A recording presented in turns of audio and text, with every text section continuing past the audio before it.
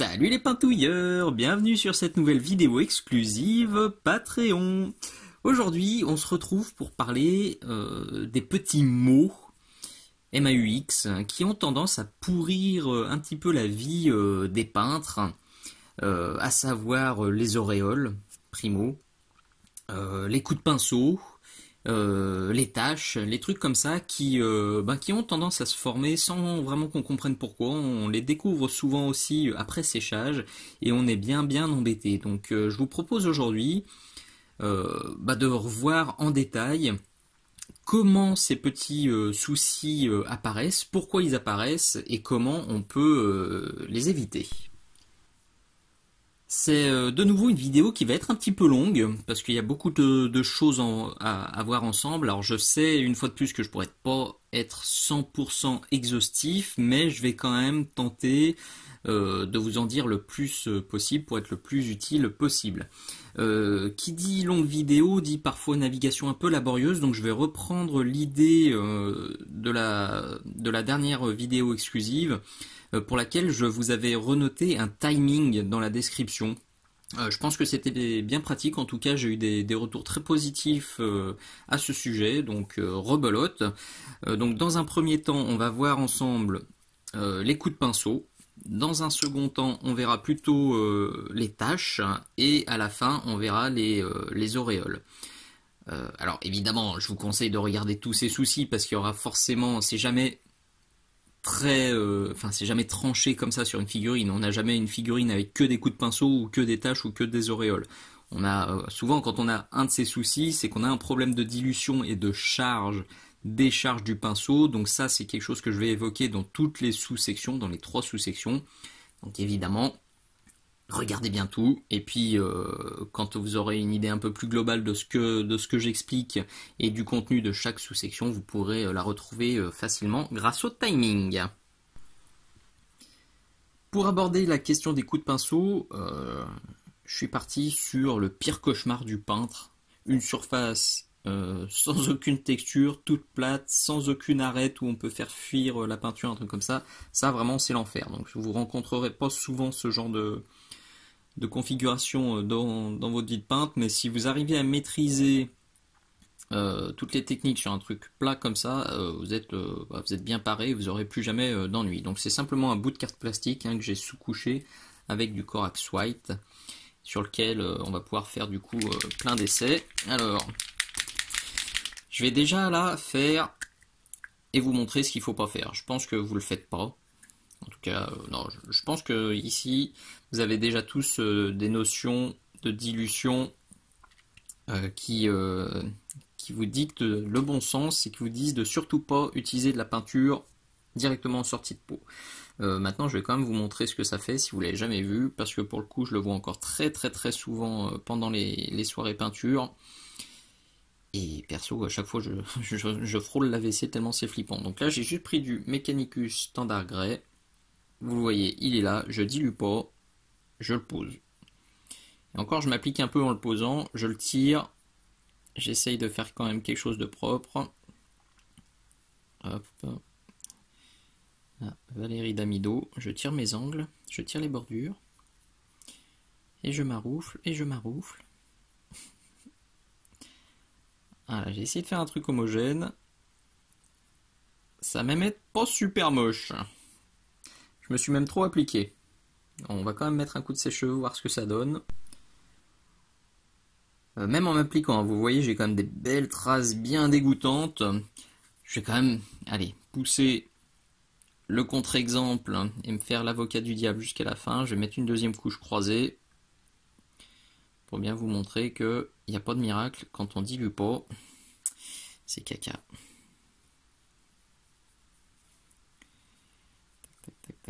Tac.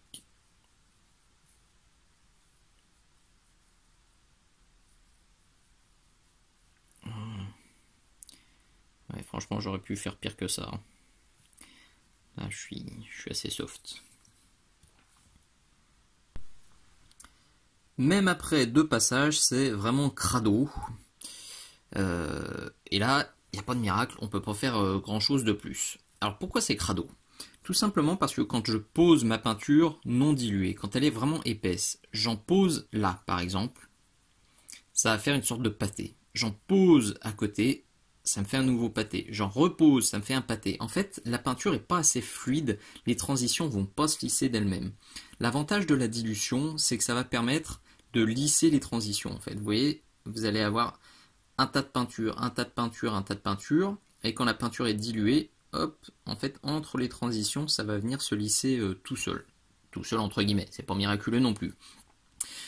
Évidemment, la dilution, c'est le terme qui va revenir le plus fréquemment dans ce tuto, et je pense que c'est aussi ce qui vous intéresse, c'est en tout cas la question qui revient le plus souvent pendant les animations peinture ou quand je reçois des messages sur le Patreon ou sur ma boîte mail. Quelle est la bonne dilution pour la peinture? Donc on va en parler énormément. Je vais vous donner plein de clés pour trouver la bonne dilution. Ce ne sera pas des clés universelles. Je ne peux pas vous dire cette peinture, faut mettre tant d'eau pour que ce soit miraculeux. La dilution, la bonne dilution va dépendre de la peinture, de la marque de la peinture, de la gamme de peinture, de la couleur de la peinture, de la sous-couche, du pinceau que vous utilisez, du peintre, de l'effet que vous voulez, etc., etc., etc. Donc il n'y a pas une recette miracle qui va marcher à tous les coups, mais il y a une façon de trouver la bonne dilution, et c'est ce qu'on va voir aujourd'hui. Donc bonne dilution qui évitera les coups de pinceau, qui évitera les taches, qui évitera les auréoles. Alors ça, on va surtout le voir dans la toute dernière séquence sur les auréoles. Je prendrai un petit Rabio et je vais le peindre avec plusieurs dilutions différentes. Vous verrez, ce sera je pense, assez intéressant. Donc là, déjà pour cette question de coups de pinceau, on va diluer un peu. Vous voyez, ma peinture, elle est ici. J'ai mis une goutte d'eau pour une goutte de peinture. La bonne réaction, on sait qu'on a une dilution qui est intéressante quand la peinture, elle fait comme ça. Quand elle commence à se rétracter sur la palette sans que ce soit trop rapide. Là, vous voyez, je rajoute de l'eau. La peinture, elle se rétracte super vite. Ça veut dire que sur votre figurine, elle va faire la même chose. Elle va se rétracter très très vite et elle va vous faire plein de taches. Il n'y aura pas de miracle, vous n'arriverez à rien à en faire. Si, évidemment, vous la laissez comme ça. Alors, on verra dans la dernière séquence, là encore, qu'on peut en faire quelque chose si on décharge beaucoup son pinceau et qu'on utilise ça comme un glacis. Mais en l'état, pour faire une couche de base propre, là, c'est pas bon du tout. Donc, je vais en rajouter. Je le fais en direct. Une belle goutte, hein, vous voyez, là, j'y suis allé. Vous voyez, la peinture, elle continue à se rétracter, mais beaucoup plus lentement. Et c'est ça qui m'intéresse. C'est cette dilution, c'est cette consistance qui va permettre d'avoir une couche qui est couvrante et des transitions entre les coups de pinceau qui vont se lisser comme des grandes. Là, je pense qu'on est pas mal. Alors, quelque chose de très important aussi, si vraiment les coups de pinceau, c'est votre plus gros problème, changez de taille de pinceau. Ça peut sembler couillon, hein, une fois de plus, mais si vous posez vos couches avec un pinceau comme ça ou avec un pinceau comme ça, évidemment, avec lui, le ptio, vous aurez beaucoup plus de traces. Là, vous allez faire 60 passages pour recouvrir ça. Avec ça, vous allez faire 10 passages. Donc, potentiellement, vous divisez le nombre de coups de pinceau par 5, par 10, etc. C'est logique, on n'y pense pas toujours. Moi, je l'ai déjà dit dans la séquence, enfin dans la vidéo sur les aplats. Au début, j'utilisais des micro-pinceaux et j'ai fini par comprendre que c'était un très mauvais calcul. Allez, on y va. Je gorge mon pinceau, je le décharge un peu, surtout pour refaire une belle pointe, et là j'y vais. Et vous voyez déjà, les coups de pinceau, on en a vachement moins. Tout simplement parce que ça se lisse tout seul. On a trouvé la consistance qui va bien, la consistance qui permet à la peinture de réagir comme on le souhaite. Je vais quand même faire un deuxième passage, là on n'est pas encore uniforme, donc je sèche ça et je reviens. Je ne l'ai pas fait exprès, mais du coup le résultat il est très intéressant. On n'obtient pas du tout de coup de pinceau comme on a eu là-haut, par contre vous le voyez, on a plein de petites tachounettes. Ça, typiquement, ça veut dire que j'ai trop dilué. J'ai trop dilué ma peinture, donc j'en remets un peu. c'est limite, j'en remets un peu, parce que vous voyez, c'est pas non plus une méga tâche dégoûtante qui a totalement déconné. Là, ça me fait plusieurs petites taches pas affreuses. Donc là, la peinture, elle se rétracte, mais pas trop. Donc là, on devrait être pas mal pour le deuxième passage. On va faire un coup de focus. Je gorge, j'en enlève un peu.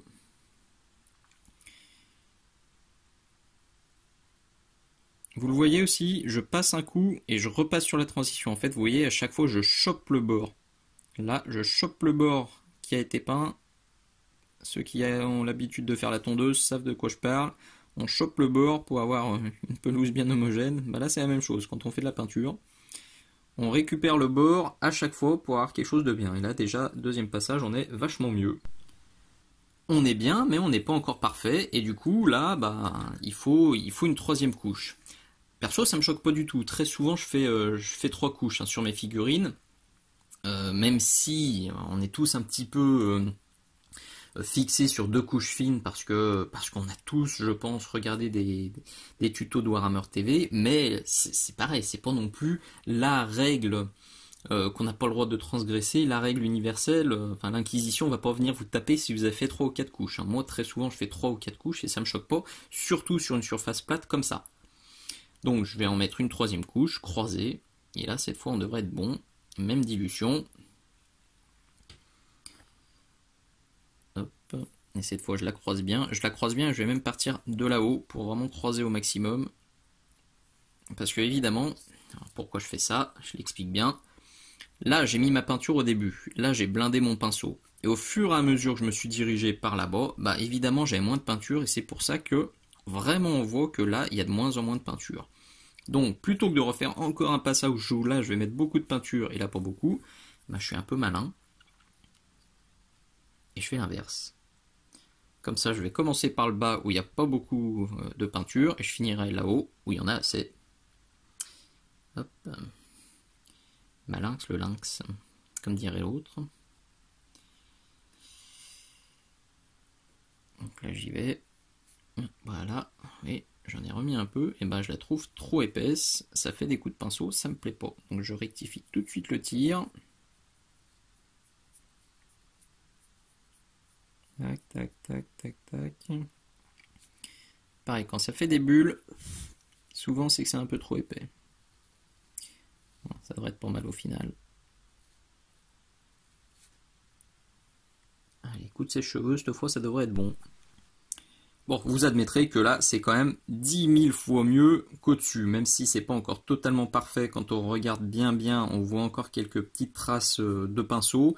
Mais ça, franchement, une fois qu'on retravaille les dégradés, où on passe un glacis ou un lavis dessus, c'est effacé. Je veux aussi vous illustrer ce que je vous disais au point précédent, là, en ce qui concerne les gammes de peinture et la réaction des peintures qui peuvent être totalement différentes. Là, je vous ai fait juste un passage de Warpstone Glow. Le Warpstone Glow, c'est une peinture que j'adore. Vous avez vu sur tous mes orques qu'il y a du Warpstone Glow. Pour du non métallique, métal vert, je prends du Warpstone Glow. Pour des effets de feu magique, je prends du Warpstone Glow. C'est une teinte que j'adore. Mais malgré ça, c'est une teinte qui réagit différemment du Mechanicus là, que je vous ai montré juste au-dessus. Et notamment, vous voyez, là j'ai mis juste une couche. Pour moi, la dilution, elle est bonne. Elle réagissait exactement comme le Mechanicus, elle se rétracte bien, elle couvre bien, et pourtant, une fois que ça sèche, eh ben, on a des traces de pinceau. Et ben tant pis. J'ai tendance à me dire qu'il faut faire avec. Cette teinte-là, elle est comme ça. Alors c'est le cas aussi du Dark Reaper, que je vous ai montré pendant le tuto sur la peinture de la lance de Maximus. C'est une teinte qui est géniale, la couleur est géniale, mais elle est un peu grassouillette et elle réagit pas super bien. Et ben il faut simplement se faire l'idée qu'avec ces teintes-là, soit on dilue un peu moins et dans ce cas-là il faut mieux gérer la décharge du pinceau, ça j'en parlerai plus tard, soit on utilise la même dilution et dans ce cas-là, pour avoir un résultat vraiment propre, il faudra faire 4 passages, peut-être 5 passages. Donc là, je vais faire un deuxième passage. Je vais vous montrer, il faudra, je pense, même après le troisième passage, on ne sera pas parfait. C'est le jeu, vous y êtes pour rien. C'est pas votre technique qui est en cause, c'est juste la peinture qui réagit différemment. Donc il faut simplement s'en accommoder. Donc je le prends là, vous voyez. Il réagit bien, hein, c'est ce qu'il faut, c'est ce que je recherche sur la palette, on a vraiment ce que je veux. Et pourtant, même là, en mettant un deuxième passage, on voit que c'est encore pas assez couvrant. Et on se doute que même après le troisième passage, eh ben, ce sera toujours pas bon.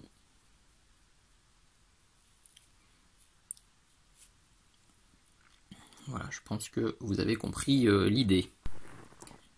Après le deuxième passage, finalement, c'est limite pire. Il y a plus de traces de pinceau, donc bah, allez, j'ai remis de la peinture, j'ai moins dilué, et on va faire le troisième ensemble. Vous voyez, là, elle se rétracte quasiment plus.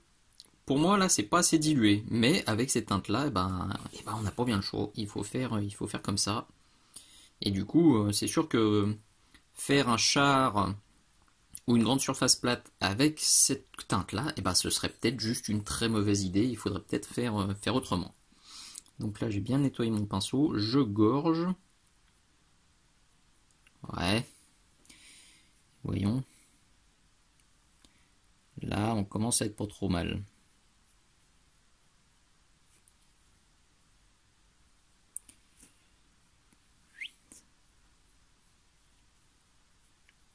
On est pas mal, mais normalement, au bout de 3 passages, on devrait être bon. Et ben là, clairement, ça suffira pas. Je vais en faire un quatrième, peut-être même un cinquième, pour vraiment avoir un résultat qui me convient. Il m'a quand même fallu 6 couches pour avoir quelque chose d'à peu près homogène, et encore quand on regarde vraiment précisément, c'est pas encore parfait. Mais bon, ça pourrait convenir. Du coup, clairement, moi, le Warpstone, je l'utilise très volontiers pour des petites surfaces, ou des surfaces texturées sur lesquelles je peux me permettre de diluer un peu moins, et de bien tirer la peinture pour pas avoir de coups de pinceau. Même sur sous-couche noire, elle convient, mais voilà, il ne me viendra pas à l'idée de me faire un char ou une grande surface plate avec le Warpstone, parce qu'il ne va pas très bien pour cet usage. Pourtant, j'ai fait ce qu'il fallait, hein. La dilution, elle est bonne, je l'ai bien tirée, mais voilà, c'est comme ça. Le truc qui est assez frustrant aussi, que ce soit chez Citadel, Valero, Army Painter, n'importe quelle marque, ce pot-là est comme ça, il réagit comme ça, mais si ça se trouve, je rachèterai un pot aujourd'hui, ou si ça se trouve, vous avez des pots à la maison qui réagissent totalement différents. C'est pour ça que la dilution, c'est vraiment pas une science exacte, parce qu'il y a énormément de variabilité, même à l'intérieur d'une même gamme. Pour un même pot, vous achetez un pot la même couleur à 6 mois d'intervalle, vous pouvez avoir une teinte différente et une consistance différente. Donc voilà, il faut tester. Malheureusement, il faut se faire à cette idée. Il y a des tests à faire et parfois il y a des pots qui, même si on adore la teinte, on peut pas les utiliser comme on veut. Du moins, on peut pas faire des couches de base facilement en seulement 2 passages ou 3 passages. Mais on peut évidemment les utiliser comme lavis, comme glacis. Parce que là, depuis le début, je vous parle plutôt de couches de base, enfin de coups de pinceau sur les couches de base. Mais les conseils que je vous ai donnés, ils valent aussi pour les glacis. Là, je vais vous montrer un petit exemple rapidement avec du Flash Gits Yellow, qui est une teinte qui n'est pas non plus très très couvrante, mais si on l'utilise pour faire un glacis, on peut se retrouver avec des coups de pinceau, sauf si on applique tout ce que je viens de vous montrer. Donc là, je dilue bien, vous voyez, je vais avoir quelque chose d'assez liquide. Je veux juste teinter ma zone, je veux pas faire je veux pas faire un aplat de jaune, je veux juste teinter ma zone. Si j'avais une peau verte par exemple, je pourrais même repasser dessus. Voilà, donc là, je prends un bon pinceau et je vais juste, vous voyez, je passe sur la zone de transition, hop, hop, hop, hop. Le secret à chaque fois, c'est de bien repasser. Vilain petit poil, encore un. Ça, c'est quand je laisse mon pot à eau ouvert, que j'oublie de le couvrir. Oui, il suffit de bien tirer et ça se passe tout seul. Alors, si je voulais passer un glacis pour teinter un peu ce Warpstone, et je passe sur la transition, je passe sur la transition, je passe sur la transition, hop, Hop. Et ce qui est très intéressant, est-ce qu'on va le voir? Ouais, on voit ici qu'il vient s'accumuler. Et potentiellement, ça peut faire des petites taches. Donc c'est une transition parfaite pour la section suivante, qui va parler des taches de peinture. Là, la peinture était très diluée, mais j'ai pas assez déchargé mon pinceau, donc je me retrouve avec des petites traces. Donc c'est du teasing pour ce qui va se passer par la suite. Je profite aussi de ce tuto là pour faire un essai un peu perso mais qui pourrait vous intéresser. Vous l'avez sûrement vu là depuis quelques temps, je m'intéresse fortement aux peintures contrastes et à ce qu'on peut en faire et j'ai jamais testé sur une surface plate comme ça, pardon. Donc je vais faire le test en direct plutôt que le faire dans mon coin, je le partage. Donc je suis parti sur du Blood Angel Red qui est une teinte très intéressante mais d'après ce que j'en ai vu sur internet, c'est une teinte qui a tendance à faire des vilaines taches quand on l'applique. Et bah, soyons curieux. Je vais le tester. Alors là, en mode ultra bourrin. Gros pinceau, surface plate, sortie de peau. Yalla. Bon, ça sent la cata. Alors, limite j'ai peur. Allez.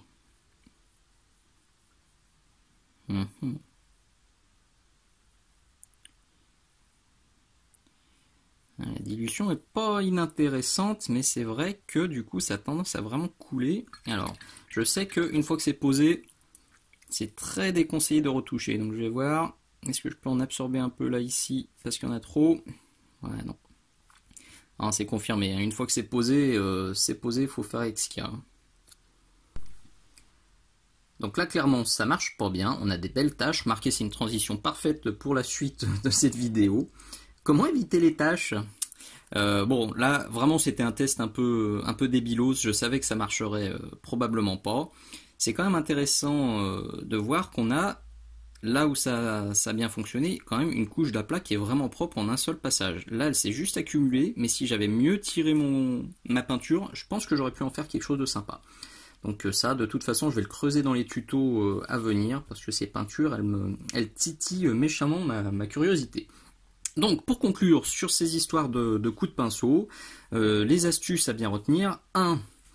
Adaptez la taille de votre pinceau. Plus le pinceau sera gros, évidemment, moins il y aura de coups de pinceau, puisque vous aurez moins de fois à passer sur le pitou. Chopez bien les transitions, donc quand vous passez un coup de pinceau, hop là, j'ai mis du rouge, non, hop là. Donc quand vous passez votre pinceau, ça fait une trace, repassez sur cette trace, puis sur la trace qui vient de se former, puis sur l'autre, etc., etc. Ça, on l'a bien vu. Donc ça, c'était le deuxième point. Troisième point, c'est évidemment la dilution, c'est le point clé sur lequel on va revenir. Une fois que vous avez trouvé la bonne dilution, normalement, vous avez quelque chose de couvrant. Vous avez une couche, une peinture qui arrive à se lisser d'elle-même, donc c'est exactement ce qu'on veut. Et astuce aussi, je vous en avais déjà parlé sur le tuto sur les aplats, notamment quand je basais la peau de la grosse figurine d'ogre. Si vous avez des soucis et que vous avez beaucoup de traces de pinceau, ben levez pas le pinceau, c'est toujours pareil, faites comme ça. Vous voyez, vous aurez moins. En fait, la trace de pinceau, elle va apparaître quand on lève, là on en remet, clac. Donc ça va faire une trace ici, tout le long et ici. Si jamais vous faites comme ça marche très bien, notamment pour les lavis, ou les glacis, pardon, ou les glavis. Ce sera plus efficace et vous aurez moins de traces de pinceau. Allez, passons à la suite et on va maintenant parler des tachounettes. Juste avant de commencer cette seconde partie, je veux juste refixer un petit point de vocabulaire pour être sûr qu'on parle de la même chose. Pour moi, une tache et une auréole, c'est pas exactement la même chose. Pour moi, la tache, c'est ça. C'est ce qu'on a eu tout à l'heure avec le test de la contraste. C'est une zone qui est plus sombre, mais qui est homogène. Là, vraiment, on le voit bien. Ça me fait plusieurs taches. L'auréole, c'est pas homogène. En fait, on va avoir quelque chose de clair au centre et surtout, on a tous les pigments qui sont venus s'accumuler sur le tour de l'auréole. Donc là, c'est pareil, c'est vraiment flagrant. En fait, pourquoi? Parce que là, on a un souci de dilution. Et du coup, la peinture, elle se tient plus. En fait, les pigments, ils n'arrivent pas à rester liés entre eux. Ils vont tous faire une farandole sur le tour. Et on obtient un truc comme ça. clairement, quand on a une tâche, je pense qu'on a une dilution qui est bonne. On a trouvé la bonne dilution, on travaille bien, mais on a trop chargé le pinceau et on n'a pas assez tiré, poussé la peinture. Donc c'est ce qu'on va voir pendant cette seconde partie. Alors que quand on a une auréole, en plus d'avoir trop de peinture dans le pinceau et d'avoir mal tiré sa peinture, on a un problème de dilution. Là, la dilution n'est pas adaptée, elle est pas bonne, et c'est pour ça en fait que les pigments ne se tiennent plus et qu'on obtient ça. C'est pour ça en fait j'y vais un peu crescendo dans ce tuto, vous l'avez peut-être déjà compris. Je traite les sujets un par un, même si une fois de plus on peut avoir absolument tout sur une figurine, c'est jamais aussi tranché. Mais le problème ultime pour moi c'est l'auréole, parce qu'on a un problème de charge du pinceau, on a un problème de dilution et on a un problème de tirage-poussage. Donc là, comme ça au moins on voit tout un peu au fur et à mesure. Autre chose très important, et je le dis tout de suite pour ne surtout pas l'oublier, si vous avez des problèmes d'auréole, si vous avez des problèmes de trait de pinceau ou de tâches, c'est peut-être simplement parce que vous touchez votre figurine avec les doigts, une fois qu'elle est sous-couchée, ou une fois que vous avez mis vos couches de base ou quelque chose comme ça. C'est important, puissance 10 000, de ne pas du tout mettre les doigts sur la figurine. On a du gras, on a du sébum, on a tous quelque chose sur les doigts, même si on a les mains propres et qu'on n'a pas mangé 3 tonnes de frites ou de chips au dernier repas, on a tous un peu de sébum sur les doigts.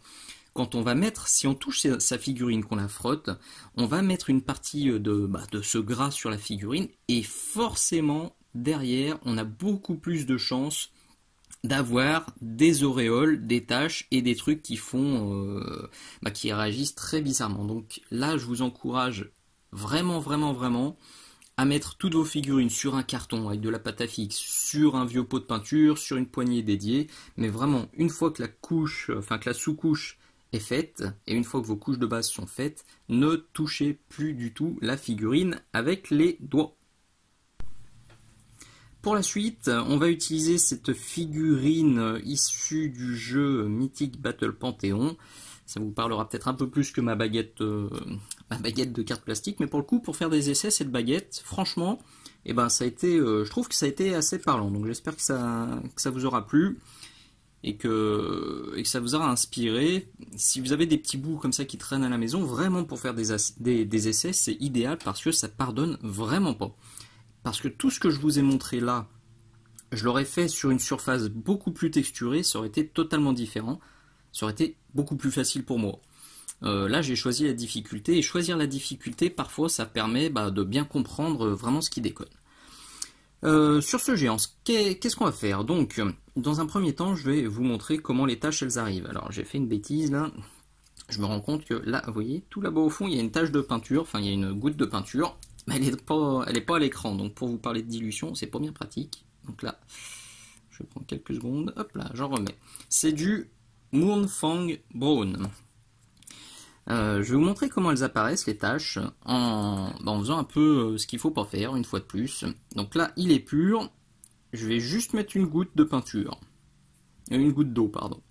Voilà.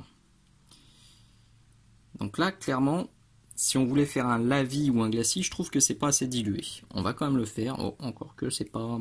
Allez, j'aurais pu être plus méchant, mais on va le faire comme ça. Donc là, si je l'applique... Alors pardon, j'ai oublié de parler de la charge et de la décharge du pinceau.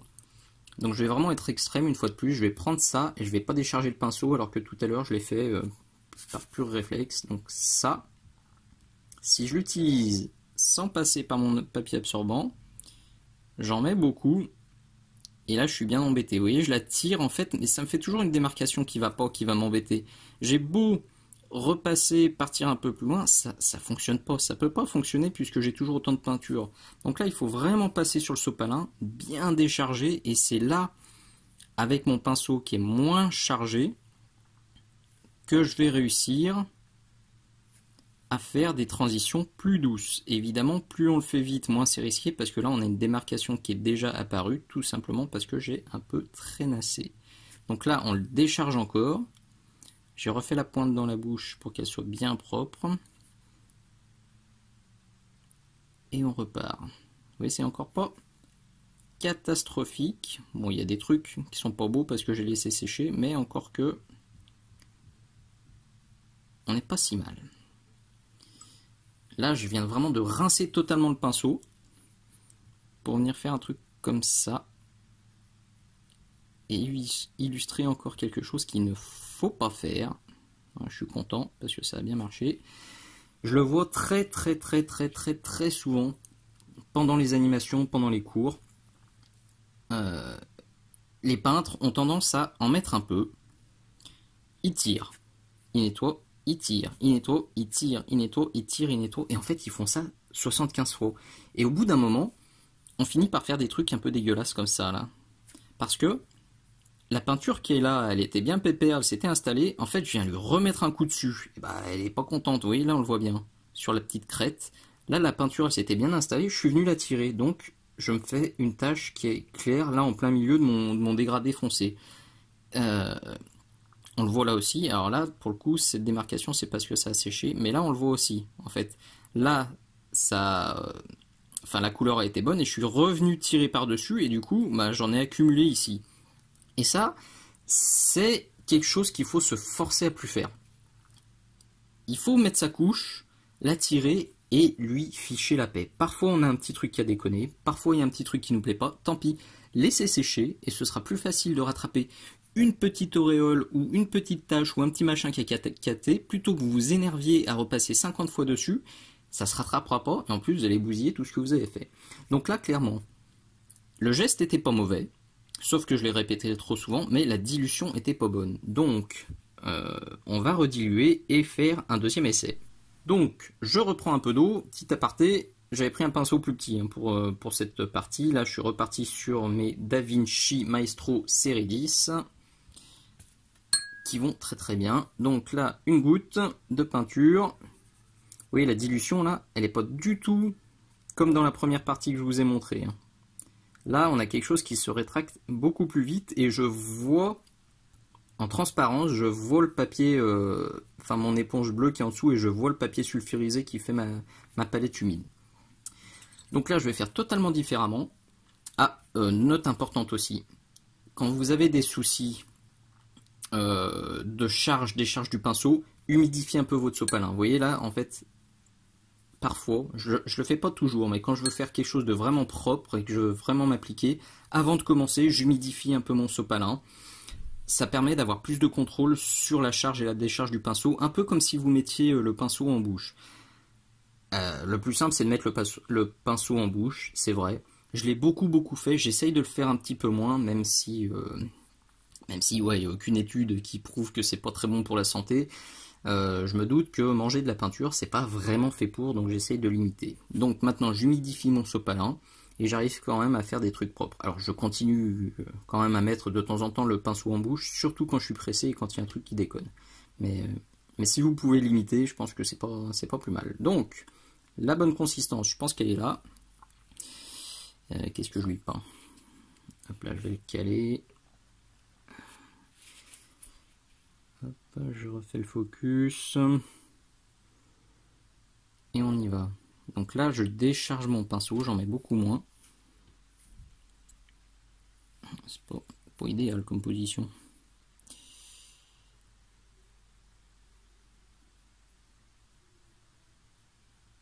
Là, je décharge.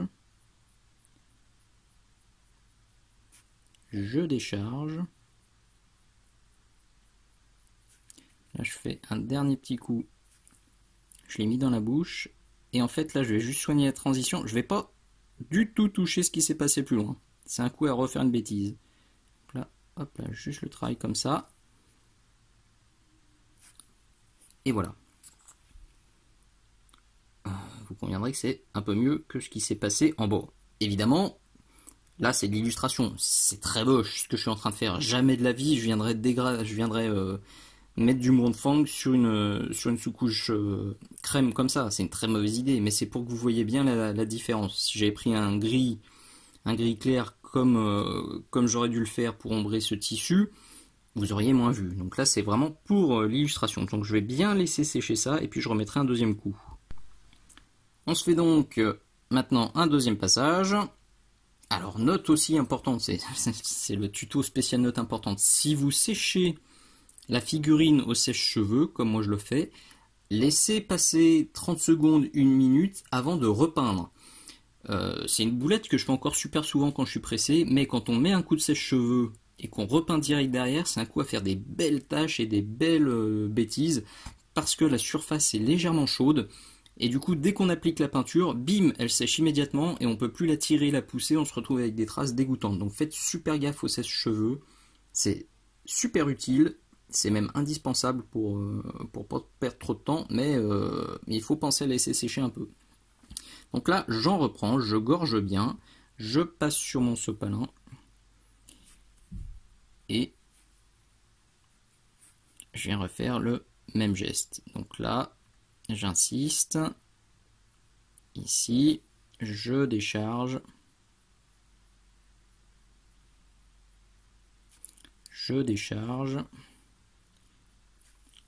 j'ai mis un coup dans la bouche parce que la pointe ne me plaisait pas.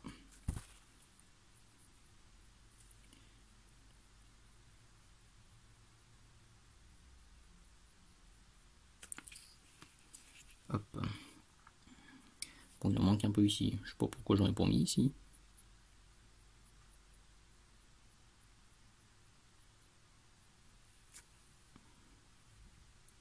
Pareil, je vais ressécher un coup. Là, on est vraiment dans du travail de lavis successif, où on va, avec une seule teinte, une seule dilution, venir en fait ombrer un tissu et lui donner du volume. Simplement en poussant, en tirant la peinture comme il faut. Donc là, je vais refaire un dernier passage, je peaufine. Hein. Toujours pareil, plus on voit faire, mieux on comprend. Ah, là, je vais remettre un peu d'eau.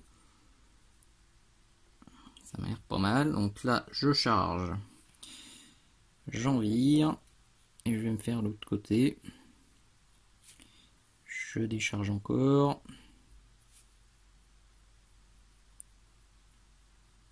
Je décharge. Important aussi, j'appuie de moins en moins avec mon pinceau pour en lâcher de moins en moins sur la figurine. Plus je m'éloigne, moins je veux de peinture, moins j'appuie sur mon pinceau.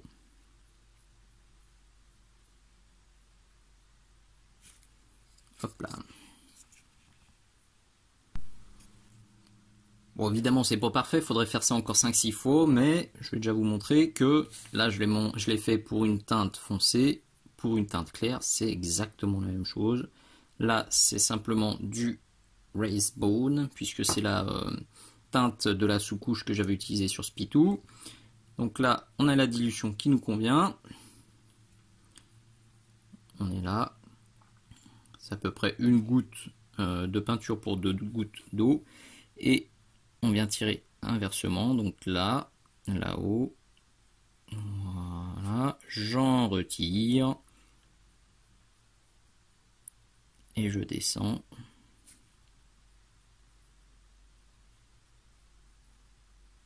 j'en retire encore, et je descends,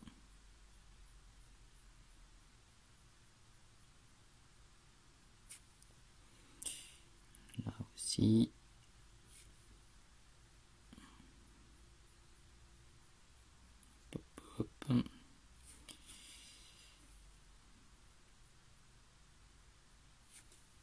et on répète ça évidemment jusqu'à ce que le résultat nous convienne. Voilà, j'ai refait un passage dans les ombres. Alors la teinte finale est affreuse. Je trouve ça très très moche, mais le dégradé est pas déconnant. C'est la teinte, on dirait le vieux papier toilette cartonné qu'on trouve dans les aires d'autoroute. Donc bon, c'est pas une recette à refaire, hein, mais voilà, je pense que ça illustre très bien mes histoires de tâches. Alors, j'ai quand même des tâches qui se sont formées. Alors, c'est léger. Alors, je vais plutôt vous montrer comment faire sur celle-ci, là, qui est en bas, qui nous embête. J'en parle déjà, j'ai fait un tuto là, sur la chaîne, qui était une avant-première d'ailleurs, Patreon. Je vous avais expliqué comment comment effacer les transitions un peu disgracieuses et les dégradés un peu ratés. Bah, on est exactement dans ce trip là. Vous voyez là, je suis en train de me faire un mélange avec mon Moonfang et mon Razebone. Là, il y a une démarcation qui est affreuse. Donc là, je vais juste tapoter comme ça.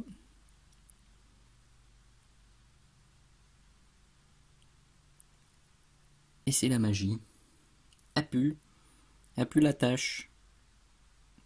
Donc ça, on peut le faire. On peut aussi, c'est ce que je fais souvent, utiliser la tâche pour faire de la texture. Moi, ça me plaît bien. On a une grosse tâche là en plein milieu. Et ben, on vient la souligner, on vient jouer avec pour faire un peu de texture, pour donner l'impression que c'est le tissu qui est abîmé. Voilà, là. Moi, les tachounettes, c'est rare que je les vire, sauf quand j'en ai vraiment des très moches. Mais sinon, souvent, je m'en sers pour faire de la texture aléatoire, parce que voilà, elles apparaissent de manière aléatoire. Ça m'évite de réfléchir où je vais les mettre. Et juste, je les souligne, je les surligne, et je joue avec. Vous voyez, là, il y en a une qui a commencé à se former. Et ben, je vais insister. Je vais venir mettre un peu plus de foncé dedans. Si j'avais du noir, je mettrais du noir. Comme si là, on avait un tissu un petit peu sale. Hop.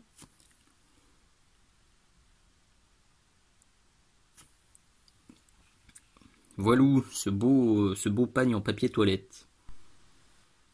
Pour conclure sur les tâches, vous l'avez compris, si vous avez fréquemment des taches de peinture qui apparaissent, je pense que vous avez la bonne dilution. Alors je pense, peut-être que vous avez aussi des soucis de dilution et que vous en rendrez compte soit avec ce que j'ai déjà expliqué, soit avec ce qui vient. A priori, votre dilution elle est bonne, mais il faut que vous fassiez un peu plus attention à la charge et à la décharge de votre pinceau. Donc plus vous vous éloignez de la zone où vous avez posé la peinture, plus il faut décharger votre pinceau. Donc ça c'est la première chose. Et il faut aussi bien faire attention à la façon dont vous tirez, dont vous poussez la peinture. Notamment, faites super attention à ne pas repasser 40 fois sur la zone que vous venez de peindre, parce que c'est un coup à créer de nouvelles taches, soit des taches plus foncées, soit des taches plus claires si vous décrochez la peinture en repassant dessus. Voilà, donc j'espère une fois de plus que cette seconde séquence vous aura un petit peu éclairé, et maintenant on va résumer un petit peu ça dans la séquence ultime, où on va revoir toutes ces notions-là mises ensemble. Comme promis, cette dernière séquence, elle va donc être dédiée à l'auréole, parce que vous le valez bien. Les auréoles, vous l'avez compris, je l'ai répété un paquet de fois, elles apparaissent sur vos pitous lorsque vous avez trop dilué votre peinture ou mal dilué votre peinture, notamment les lavis, quand on les dilue beaucoup, les shades, les lavis tout faits. J'ai celui-là sous les yeux, vous voyez, celui-ci, si jamais on le détend avec trop d'eau, il va perdre sa consistance, il va perdre ses propriétés de base qui font que les pigments sont bien agglutinés et sont bien homogènes quand on l'applique en fait, et les pigments vont se barrer à la périphérie, et c'est là qu'on a des auréoles. Donc d'ailleurs, petite astuce au passage, ça se dilue pas trop à l'eau. Quand on le dilue trop, ça part en cacahuète. Il vaut mieux utiliser du médium spécialisé, voire le Lamian médium de chez Citadel qui fonctionne bien pour diluer ces shades. Donc, on a une peinture qui est trop diluée, on en a trop mis sur le pitou, on l'a pas assez tiré et on avait un pinceau trop chargé. Donc c'est clairement là-dessus qu'on va travailler sur ce dernier point. Et pour faire ça, je vais vous proposer un petit exercice. L'exercice, il va être tout simple, enfin tout simple. Sur le papier, c'est tout simple. J'ai une idée bien précise de ce que j'ai envie de vous montrer. J'espère que ça va fonctionner parce que je me dis que ça va pas être... ça va être un petit peu coton à tourner. Mais bon, je suis gourmand, j'aime tenter des nouvelles choses. L'idée, ça va être de faire avec vous un dégradé dans ce goût-là. J'ai choisi la difficulté parce que cette épaulette de Space Marine, elle est basée en Sotek Green. Et je l'ai éclairci, vous le voyez, avec du Flash Git Yellow.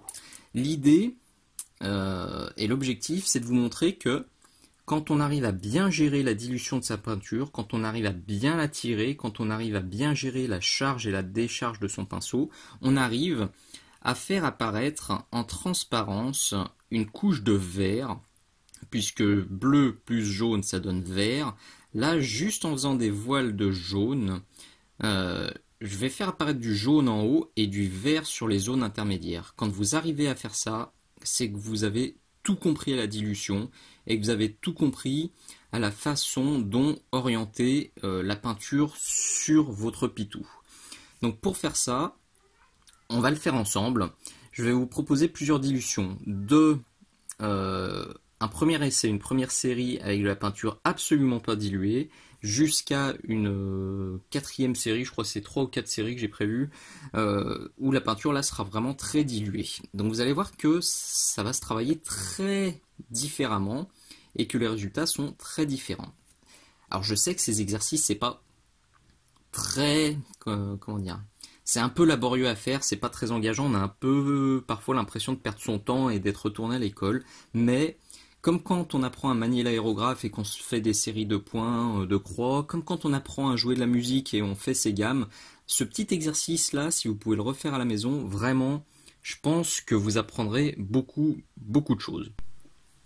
Si vous voulez refaire la même chose à la maison, il suffit de vous trouver un pitou avec des surfaces un peu lisses. Alors ça peut être un Primaris par exemple, ça ira très bien, un Space Marine, ou n'importe quel chevalier avec une armure en différentes parties, ça fera parfaitement le job. Ça peut aussi très très bien marcher. J'ai hésité à le faire là-dessus. J'avoue que c'est là-dessus, je pense que ça aurait été le plus parlant, mais bon, je me dis quand même que peindre tout un tuto uniquement de la carte plastique, c'est pas génial pour vous. Donc, j'ai fait le sacrifice ultime pour moi. À la limite de l'hérésie, là, j'ai sacrifié des épaulettes de mes petits chouchous, l'espèce marine, parce que c'est clairement, en fouillant, c'est les seules pièces que j'avais en suffisamment d'exemplaires pour pouvoir vous vraiment faire quelque chose de bien, de bien facile à comparer. Donc si vous avez la même chose chez vous, parfait. Sinon, n'importe quelle autre pièce, enfin un jeu, n'importe quel ensemble de pièces qui se ressemblent, ça devrait fonctionner. Donc là, comme je vous l'ai annoncé, je vais simplement les baser tout d'abord en Sotek Green et pour les ombrer quand même un petit peu, pour avoir un résultat un peu plus sympa, je passerai un jus de Drakenhof Nightshade dessus. Pour chaque dilution, je vous proposerai aussi deux peintures différentes. Sur le premier essai, je déchargerai pas le pinceau, je garderai un pinceau bien gorgé de peinture, et sur le deuxième essai par contre là je déchargerai comme je l'ai déjà fait dans les sections précédentes, afin de vous montrer que vraiment ça réagit très très très différemment en fonction de la charge ou de la décharge du pinceau. Pour cette première série de deux, je vais donc utiliser le Flash Gitz Yellow pur et non dilué. Donc clairement ça va être pas terrible. J'ai pas encore fait l'essai, vous voyez, c'est vraiment du direct. Là, je fais du test en direct, mais je me doute que ça va pas être terrible parce que le Flash Gitz Yellow, c'est une couleur qui est assez couvrante et qui a besoin d'être bien diluée pour fonctionner. Mais voilà, je veux pousser ces tests au maximum avec vous et vraiment vous montrer toute la gamme de dilution. Je veux vraiment, dès le début de ce tuto, vous mettre en garde. Parce que si j'avais utilisé une autre peinture que le Flash Gitz Yellow, ça aurait été, je le répète encore une fois, potentiellement très différent.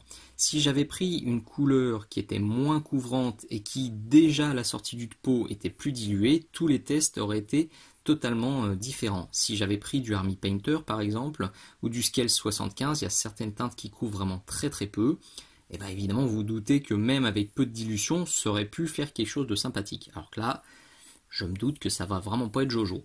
Ça me permet aussi de vous mettre un petit peu, de vous alerter un petit peu sur un courant qui est à la mode en ce moment et qui est plutôt anti-dilution. Il y a beaucoup de peintres qui prônent un petit peu et qui prêchent pour moins diluer les peintures. Je vous invite à un petit peu de prudence concernant ces conseils, ces vidéos, ces tutos qu'on voit un petit peu popper, parce que dans la grande majorité des cas, les peintures qui sont utilisées pour vous montrer que oui, il n'y a pas besoin de dilution, souvent, vraiment, c'est des peintures qui sont pas couvrantes. Donc c'est pas évidemment, c'est pas très très novateur, c'est pas révolutionnaire de pas trop les diluer. Bon, même moi, hein, ces couleurs qui sont pas très couvrantes, j'ai quand même tendance à les diluer. Et deuxième chose très importante, si vous regardez bien, oui, effectivement, ces peintres ne diluent pas la peinture sur la palette, mais ils vont la prendre pure sur la palette ou même dans le pot, ils l'appliquent et immédiatement, derrière, ils mettent le pinceau en bouche ou ils rincent le pinceau. Au final, ça revient à diluer la peinture.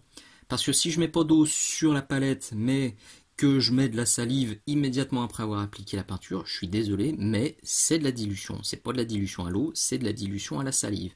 Donc méfiez-vous quand même quand on vous montre une vidéo, un tuto, ou même si on vous fait une démonstration en direct où on dit ouah, c'est bon, faut arrêter de diluer, la dilution c'est has-been. Ouais, gardez quand même un œil un petit peu critique et tout ce que je peux vous conseiller, c'est de faire vos propres essais. Ça, je le répète à chaque tuto, mais c'est comme ça que vous trouverez la dilution idéale pour vous. Allez, trêve de bavardage, on y va. Donc, le Flash Git est là, zéro dilution, vous le voyez, il bouge pas du tout sur ma palette. Là, si vous avez bien retenu ce qu'on s'est raconté jusqu'à présent, ça sent très clairement les coups de pinceau et je pense que ça va être très difficile d'obtenir la zone de transition verte puisque là, niveau transparence, ça va être la catastrophe. On y va, je suis joueur quand même, c'est un truc que j'ai absolument jamais fait, pardon, donc je sais pas ce que ça va donner, je charge, je tremble, j'avais déjà directement passé sur le sopalin, je le mets là, mais à mon avis, ouais, là, je suis désolé, je vais pas pouvoir faire de miracle. Oh, les beaux traits de pinceau. Remarquez, je vous ai prévenu hein, que dans cette dernière séquence, on reverrait un petit peu tout. Oui, là, c'est tout ce qu'il faut pas faire. Donc, je vais pas insister 3 heures. Hein. Vous doutez bien que là, il n'y a rien à en faire. Je vais sauver un peu l'apparence en picotouillant. Mais là, on a juste l'impression qu'il s'est fait crotter dessus par un pigeon de l'espace.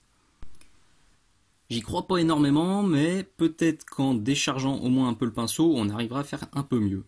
Voyons voir, donc pareil, j'y vais. J'ai toujours pas dilué. La palette humide n'a pas non plus dilué ma peinture. Hein. Vu que je viens juste de la poser, là l'eau n'est pas encore montée par capillarité, donc là c'est vraiment de la peinture telle que sortie du pot.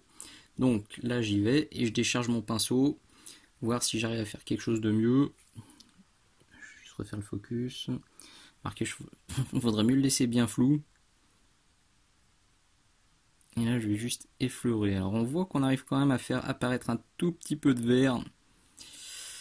Mais là non plus, il n'y a pas de miracle.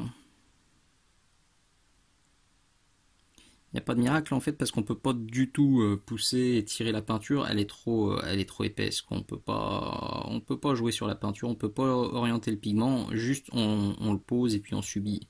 Alors je vais essayer, remarquez, j'avais bien dit que pendant la dernière phase, je mettrai un peu d'eau sur le sopalin. Voyons si en mettant un petit peu d'eau, comme si je le mettais en bouche, hein, comme je viens juste de vous l'expliquer, là si là je le mets en bouche et que je rajoute de la salive, ça va me diluer ma peinture. Donc plutôt que de le dire, je vais le faire. Hop là, donc je passe là, je passe un petit coup en bouche.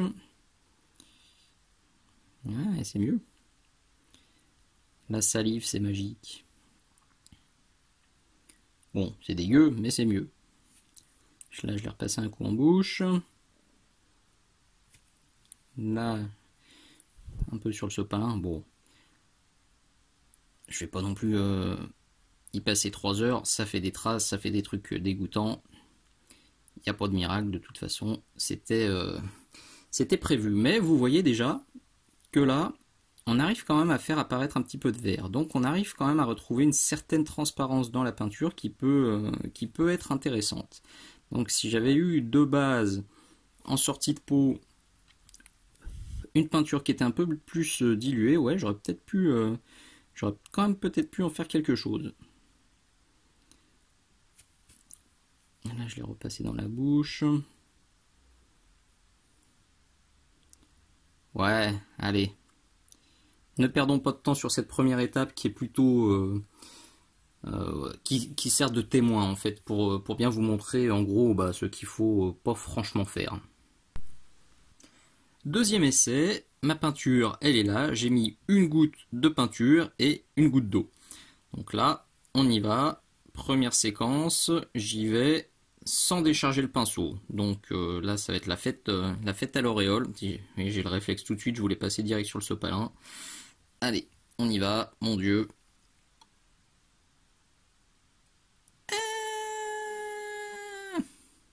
C'est affreux. Mais bon, je m'y attendais. Ouais, non, mais comme je dis, hein, je joue le jeu jusqu'au bout. C'est des choses que je vois pendant les soirées peinture. Donc, alors, ce qui est intéressant, par contre, c'est qu'on arrive quand même à faire une sorte de gradient.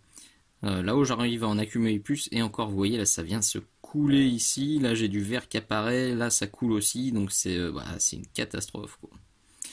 Là, c'est pas bon. C'est pas bon. On n'insiste pas. Ça sert à rien.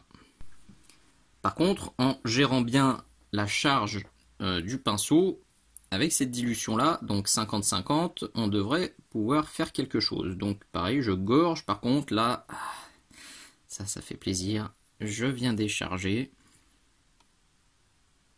Et voilà, là on commence à avoir quelque chose d'intéressant. Alors qui marque encore un peu trop, mais qui laisse bien apparaître mon vert. Donc ça commence à être une dilution plutôt intéressante. J'en décharge encore. Donc le coin est toujours bien humide là. Ça me permet de bien gérer. Là je veux juste venir passer un voile en bas.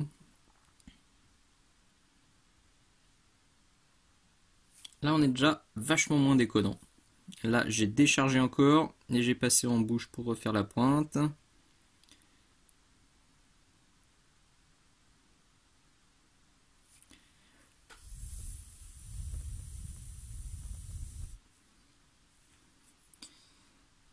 On fait un focus. Alors évidemment, il y a encore des traces bien laides. Alors, ce qui est intéressant aussi, alors vous voyez moi sur la palette, j'ai vraiment fait deux tâches distinctes. Mais si vous suivez mes tutos, vous savez que sur ma palette, je fais toujours un côté zéro dilution et sur la même tâche, en fait, je viens diluer un côté de ma tâche de peinture pour pouvoir piocher dans les deux. Donc là, c'est ce que je vais vous proposer. Là, on est pas mal.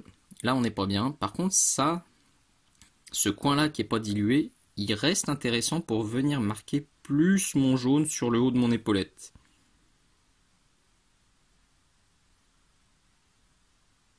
Parce qu'avec ça là qui est bien dilué, et ça va être un peu plus long, un peu plus pénible.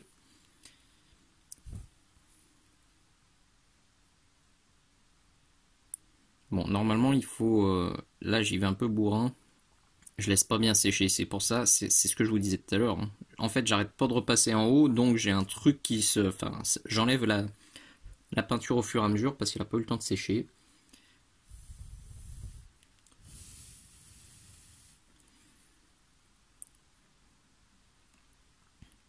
Bon, je vais pas lisser ça à mort, hein. Je pense que vous avez compris le principe et que vous avez compris l'idée.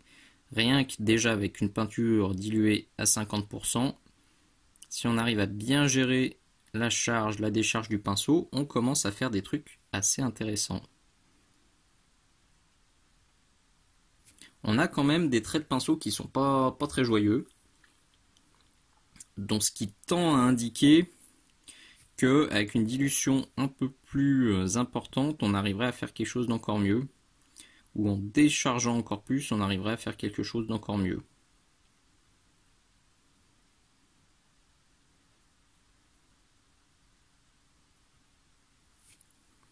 Allez, je passe juste un petit coup de sèche-cheveux quand même pour vous montrer la fin. Voilà, comme ça c'est bien fixé en haut et je peux essayer de lisser encore.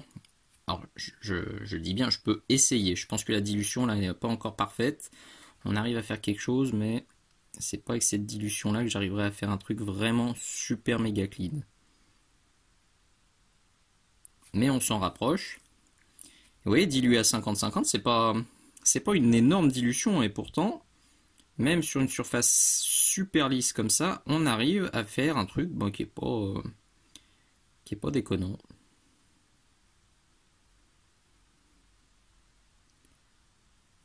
Donc j'ai vraiment choisi la difficulté, vous en doutez. Maintenant, si dans la réalité je faisais ça sur un pitou. Je me ferai aussi à côté, je vais vous le faire, oui, hop là, là. Donc ça c'est mon Flash Git. Et là j'ai un petit peu de Ceautech qui traîne sur la palette. Je pourrais très bien me faire un mélange des deux. Un peu trop.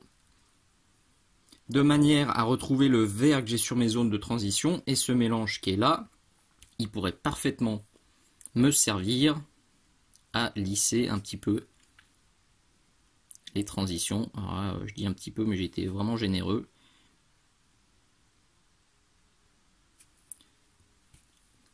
Donc, je ne l'ai pas dit en le faisant, mais vous voyez, comme j'avais beaucoup de traits de pinceau comme ça, la petite astuce que je te donne souvent, c'est de faire un coup de pinceau perpendiculaire, et c'est là qu'on peut rattraper les bêtises, et qu'on limite les tâches. Voilà, donc il faudrait répéter ça quelques fois, mais clairement, là, c'est 10 millions de fois mieux que la première séquence où on avait zéro dilution, et le tout uniquement grâce donc à une dilution qui est un peu plus importante et grâce à une décharge du pinceau mieux maîtrisée. Troisième série maintenant, donc on pousse encore la dilution, j'ai rajouté une goutte d'eau dans la tâche précédente, donc j'ai maintenant une goutte de peinture pour 2 gouttes d'eau. Je pense que là on s'approche de la dilution qui est vraiment idéale pour le Flash Git Cielo. Donc on va voir ce que ça donne. Mais à mon avis, là on devrait commencer à être pas mal du tout. Donc pour la première épaulette, normalement je décharge pas du tout le pinceau. Donc comme on a vu à la séquence précédente que c'était vraiment dégoûtant comme résultat, je vais pas décharger le pinceau, mais je vais pas le charger à mort. Vous m'avez vu faire et vous connaissez mes tutos, normalement au premier coup de pinceau, vraiment je gorge le pinceau, je gorge le réservoir de peinture pour avoir une bonne réserve de peinture et pour pouvoir gérer après la quantité que je mets sur ma figurine. Je vois vraiment le pinceau comme une sorte de stylo à encre. On gorge de peinture et après on gère la quantité, on appuie plus ou moins pour libérer plus ou moins de peinture. En fait, comme on le fait avec un stylo à encre, donc un stylo à plume. Donc là, vous voyez, les vieux réflexes ils reviennent immédiatement. J'étais déjà en train de remplir le truc. Donc ça, c'est quelque chose que j'ai jamais testé non plus. C'est un test en direct. Je vais juste en prendre une toute petite quantité, vous voyez, comme ça. Je le décharge pas, j'allais le faire aussi, et je vais voir ce que ça donne. Bon, il n'y a pas non plus de miracle. Ça me fait quand même, évidemment, une tache, une auréole de peinture. Parce que même en prenant juste un tout petit peu, j'en ai quand même trop. Alors là, j'ai rincé totalement le pinceau. Je vais tenter d'en prendre encore moins. Bon, après, s'il faut se galérer à faire ça sur la figurine, bonjour. Ouais, c'est pas très probant. Voyons si j'arrive. Ah, pas mal celui-là. Bon, dans tous les cas, même si j'arrive à faire quelque chose de pas affreux, tant que je pourrais pas décharger un petit peu mon pinceau, soit sur le papier, soit dans la bouche, pour avoir quelque chose de très dilué, j'aurai toujours cette trace là qui est moche. Il n'y aura pas de miracle. Bon, c'est quand même moins déconnant que quand on gorge le pinceau et qu'on fait porte-nawak. Donc sur celle-ci, par contre, on va charger puis décharger le pinceau. Donc là, j'y vais, je gorge, hop, je passe sur mon sopalin. Et je peux faire comme je fais d'habitude. Donc là, par contre, ça va être du travail beaucoup plus style glacis. En fait, je vais passer beaucoup de couches successives. En fait, je vais passer, je sais pas, peut-être 20 ou 25 couches en haut. 15-20 couches ici, et ce sera peut-être plus 10 couches sur le bas. Donc on aura un jaune bien opaque en haut, on aura notre vert ici, et on aura un vert bleu sur le bas. Ça c'est typiquement ce que je vous ai déjà montré sur d'autres tutos, notamment sur le bouclier vert, quand je vous avais montré comment ombrer le vert directement avec du noir, juste en passant des lavis, des glacis successifs. C'est exactement ce délire-là. C'est un peu long à faire, parce que ouais, il faut multiplier les couches, mais en général c'est avec ces méthodes-là qu'on obtient les dégradés les plus propres. Donc là j'y vais. Une petite poussière là, qui s'est glissée dedans.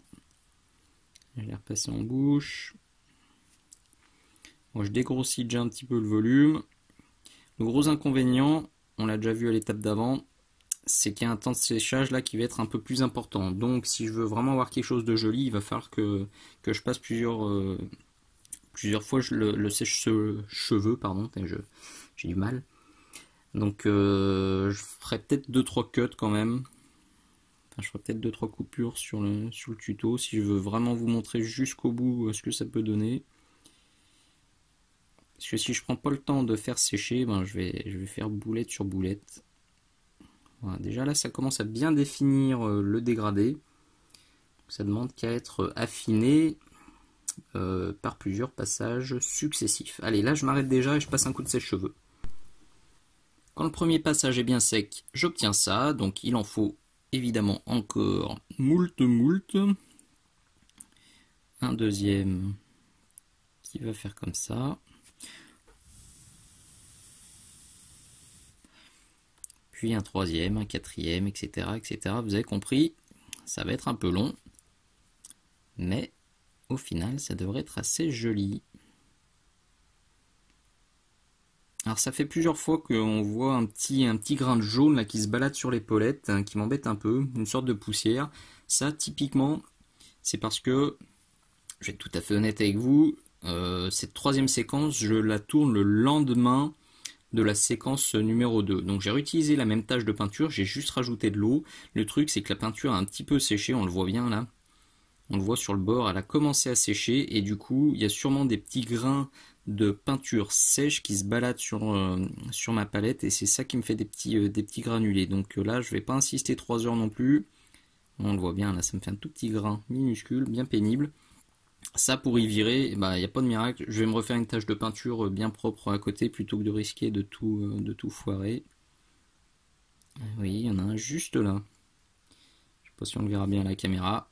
Quand ça vous fait ça, ouais, soit c'est de la poussière qui est dans votre gobelet de peinture, alors ça aussi, hein, quand je peins pas la nuit, soit je change le gobelet, soit je mets... c'est tout bête, hein, j'ai un petit boc de bière, je le mets dessus mon gobelet pour éviter que ça prenne la poussière. Idem pour la palette, ça je l'ai déjà montré sur mon tuto palette humide. J'ai une carte plastique que je viens poser par-dessus. Mais c'est aussi un des inconvénients de la palette humide, c'est que quand on réutilise sa palette le lendemain, le surlendemain ou même pendant plusieurs jours, et ben on a parfois des petits grains de peinture sèche qui viennent se balader et nous gâcher un petit peu la vie. C'est bien, pendant que je cause, ça sèche. Oui, encore un. J'arrête de faire des bêtises. C'est un coup à tout foirer. Alors que là, pour le coup, la dilution, elle est très intéressante. La peinture, elle se travaille vraiment bien. On commence à avoir un dégradé plutôt intéressant. Même si là, on a une tache qui a lissé. Là. Et ça, je pense que je vais la lisser avec le mélange vert que je vous ai montré à étape précédente. Donc là, je mets encore un coup de sèche-cheveux. Je me fais une nouvelle tache de peinture. Et je vous refais un troisième passage en direct. Donc comme annoncé, j'ai juste passé un petit filtre de mon mélange de verre là pour lisser un petit peu le coin qui était pas joli. Donc ça commence à avoir fière allure. Hein. Je pense qu'on s'approche de la bonne dilution. À mon avis, là c'est un poil trop dilué, alors que à l'étape d'avant, on était un poil pas assez dilué. Je pense que vraiment la perfection, elle se situe pile poil entre les deux. Donc bon, je vais quand même terminer et continuer avec celle-ci. On aura un résultat sympa, il n'y a pas de souci. Le seul truc, c'est que ça va être un tout petit peu plus long que si je l'avais moins dilué. Donc là, vous voyez, je continue à en appliquer en haut, puisqu'il va falloir plus de passages sur le haut pour avoir un jaune bien opaque, bien éclatant. Donc là, il faut juste s'armer de patience. Hop. Là, je l'ai bien déchargé. Je vais en mettre un petit peu comme ça pour me faire apparaître une zone de vert bien sympa.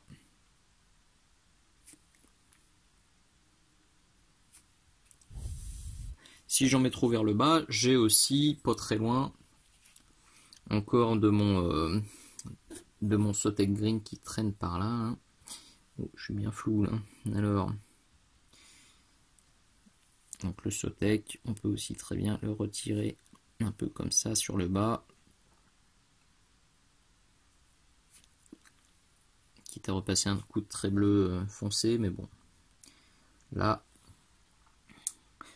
ça commence à être plutôt joli. J'affine ça rapidement et puis on passera à la dernière dilution. Voilà, j'ai juste passé 2 petites minutes en plus pour affiner le dégradé et voilà ce que j'obtiens. Donc on a quelque chose de finalement très très proche de ce que je vous ai montré au tout début. Seulement sur celui-ci, j'avais laissé un peu plus de bleu sur le bas. Alors j'aurais pu obtenir parfaitement la même chose en remettant du sauté green sur le bas, mais bon, cette seconde version est pas déconnante du tout. Donc la conclusion, c'est que pour le Flash Git, la dilution 1 goutte de peinture pour 2 gouttes d'eau, ça fonctionne très très bien.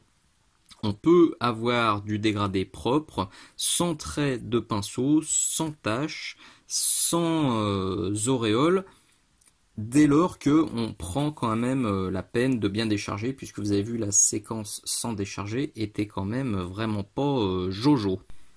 Je vais être tout à fait transparent avec vous, j'avais prévu une 4e séquence, vous voyez, en ajoutant encore 1 goutte d'eau, donc on aurait fini à 1 goutte de peinture pour 3 gouttes d'eau, mais là franchement, je me dis que cette dernière séquence, ça serait pas très utile, parce que ce tuto, je pense qu'il est déjà assez long, donc j'espère que vous serez allé jusqu'au bout et que ça vous aura plu jusqu'au bout, que ça vous aura pas trop endormi. Donc le tuto est assez long, et là, de toute façon, si je rajoute encore de l'eau, je vais juste galérer un peu plus, je vais juste passer plus de temps et ça risque de faire encore plus d'auréoles. Donc aucun intérêt.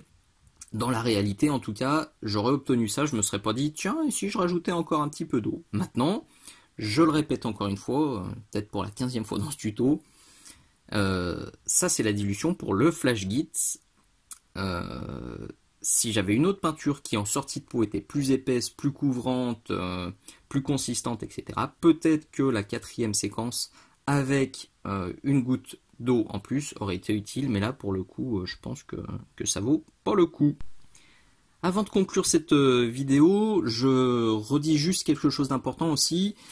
Si vous voulez faire les tests comme moi, évidemment, c'est peut-être pas très utile de vous embêter à faire des tâches bien séparées. Je le redis, faites-vous plutôt une tâche de peinture. Bah, je vais le faire en direct, hein.